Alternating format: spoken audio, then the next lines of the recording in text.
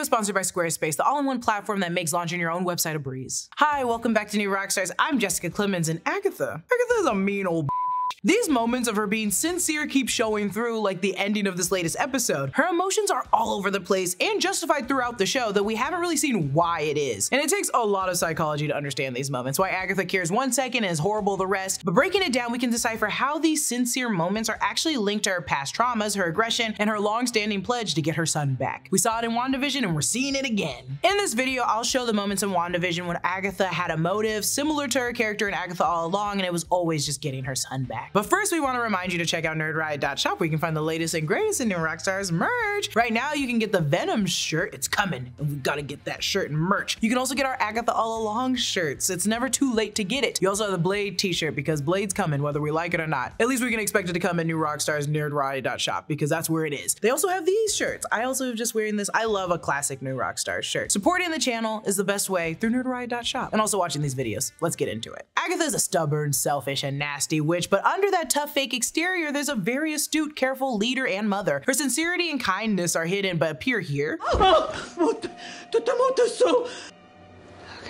And so subtly right here. Wanda, I'm begging you. Let him breathe. And also at scenes like this when she's guarding or worried for the teen. I wish we could go home.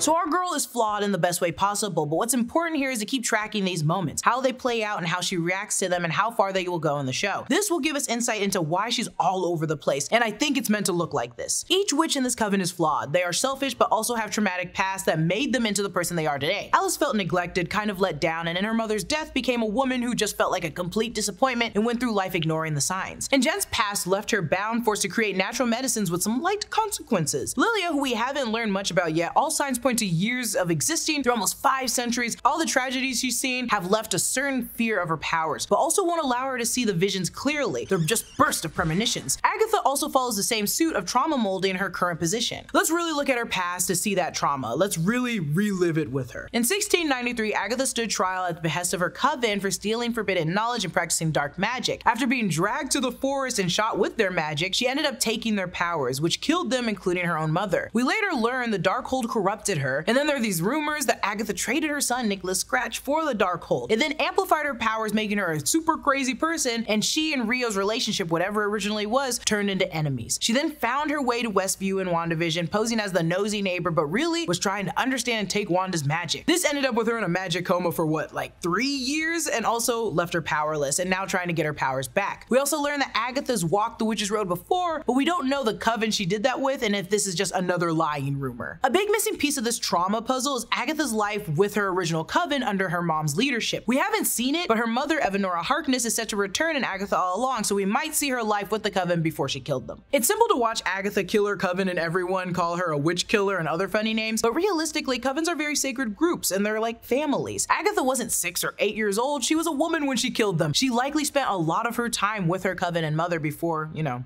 offing them all. Her mom was the leader, but she also had this crown above her head when she was blasting Agatha, and I think this symbolizes that she was their high priestess, like the high priestess tarot card that represents Jen. So she lost literally everything doing something she couldn't really control. She lost her coven, her high priestess, and her mother. It's sad to remember, but in WandaVision, Agatha actually begged her mom for help during the trial.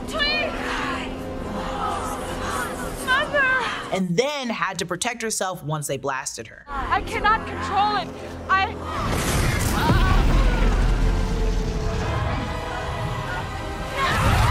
Agatha was just a young witch then, and it sounded like she was just curious, but this curiosity had repercussions. It's clear her mother, who may be the leader, was able to learn about dark magic in order to keep it away from her coven, but Agatha wanted to know it too. And being a young witch and retaliating, losing everything she loved, over time, she realized how stupid it all was. She, like Jen and Lilia, were punished for their knowledge. A man bound Jennifer, tricked her, and she lost her powers. I theorized it was due to her being a midwife and a doctor, so her knowledge got her reprimanded. Lilia said she was chased out of every village for accurately predicting tragedies, again, blamed for her knowledge. So I think Agatha has this sensitive spot for witches being stifled, but Agatha refuses to face her past. She just jokes about it. The layers behind it are being peeled back every episode. The severity and anguish in her pulling back the covers to the baby crib of the Darkhold is what I'm really talking about. She has dark, sensitive layers yet to be seen that are so traumatic, she disguises them as jokes and rumors. And in the trailer, the teen says, "Why do you let them believe those things about you?" And Agatha responds, "Because the truth is too awful." All to say, a big piece of her hidden sincerity sincerity is covered by this tough exterior, which is all an act. However, I believe it's an act because without her power, she feels too vulnerable. And there's a story there that we haven't seen yet where feeling vulnerable caused her to lose something or caused her too much grief or pain. This is why she's using sass, or the I don't care about anyone attitude, because it's a defense mechanism. In an interview with Jack Schaefer, Schaefer did mention she, Agatha, is interested in two things. She's interested in what serves her, and she's interested in witchcraft, specifically enormously powerful witchcraft. She goes on to say there is respect and almost affection inherent in that. She was mean to Wanda, but she really was fascinated by Wanda and admired her. And so for me, that sort of thread into her psychology just opens up a whole world of her being a sympathetic character. This is some deep-rooted psychology stuff. So Agatha said in WandaVision that Wanda had all that power, but didn't know what to do with it. This is also borderline bully behavior. Sometimes angry people just project on happy people because it feels like an injustice to them.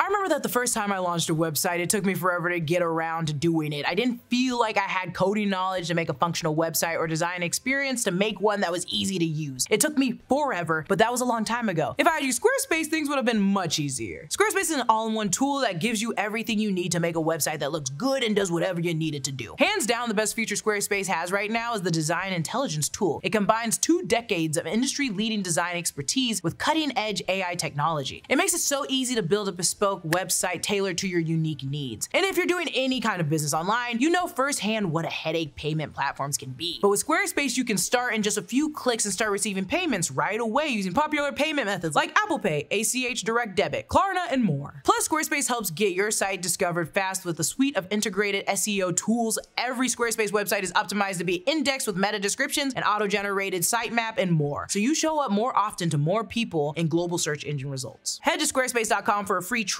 When you're ready to launch, go to squarespace.com/newrockstars to save 10% off your first purchase of a website or domain. So this Regina George-ass behavior can be attributed to wanting to be that person or wanting something she just can't have. We can see this between Agatha and Wanda, Jen, Lilia, Alice, Rio, and even the teen. Jen's a healer, a rule-making high priestess, something Agatha despises but respects as a coveted witch. Lilia is basically all-knowing about the past, present, and future, and Agatha can't see the past, present, or future, but also respects that all-knowing power and aged wisdom Lilia owns. Alice is simply not even using her powers, ashamed of her mom's fantasies and stories, and Agatha is nothing but proud to be a witch, and losing her powers was the worst thing that could have ever happened to her. So she forces Alice to be that witch that she doesn't believe she is. Teen is just the coven trainee working hard to excel and make mama proud, so he looks up to her in the world of witches who despise her entirely. I'm sure she sees the curiosity she had in Teen that went punished, so she has to protect him now. So she treats her coven like Wanda, being mean to them, but inherently this works in that way that she respects and admires them. Now wrap that up in a bow that's also a defense mechanism. So these sincere moments from Agatha could have always been there, just shrouded in her ego. Some folks say that she's just acting sincere simply because she needs something, so she's acting out of selfishness. The only reason she told Jen that she cared about her work was to save her own butt. When she told Alice to get her crap together, that was again because she wanted to save her own butt. This could all be true. Her mission is to get the prize at the end of the witch's road, and that prize is her powers. But if that's true, why care about the teen? Especially after learning it's not her boy from Rio. Also, it's easy to assume that she's never taken the witch's road before, but what if she did to get her son back? Or only took the Darkhold on to get her son back as well? In WandaVision, when Sparky dies, we get this scene where Agatha looks very curious to learn that Wanda can actually bring people back from the dead. You can fix anything, Mom.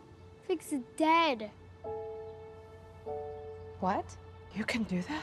So could her want to take Wanda's powers directly be connected to bringing her son back? I think even if we believe she is trying to save her own butt during Jen and Alice's trial, she's still doing it all to bring her son back. Does that make her a villain? Does it make her mean? Arguably, yes, it does. She's acting this way out of her own selfish needs, but again, remember her history. She never had anyone protecting her, and if you lived every day unprotected, you'd learn to defend yourself. Not only physically, but mentally, you'd keep your guard up and not let anyone in or too close in case you have to betray them. Does it still hurt? Betrayal, if they never meant anything to you, if they were always your enemies? This is the mindset that she's in that will bite her in the butt at the end of the witch's road. Agatha wasn't prepared to love or care for any of these people. Like she said, they were a bunch of rejects. However, she'll learn to care for them when she helps them and leads them, like her own coven, down the witch's road. And I love these sincere moments from Agatha, especially the baby Darkhold one, because they remind us that she's deeply an emotional character. She's very flawed, but still kind of human. This character is constantly persecuted, and like all witches, plays the bad guy role. There's a battle within her playing an anti-hero but acting out of heroics. Even then, she's still the bad guy. But hopefully we'll see the redemption redemption arc we've been all waiting for. But history, the rumors, and the show has really only shown us one part of Agatha, and maybe she just, you know, feels better to be feared than loved. I want people to be afraid of how much they love me. Let me know in the comments how you feel about Agatha's little burst of caring for others. Is it a front? Is she still playing everyone like a fiddle, or are her walls finally coming down? Until then, follow me at Lulu_Clemons, subscribe to all 3 channels in New Rockstars Network for breakdowns and news coverage of everything you love. I'll see you guys later.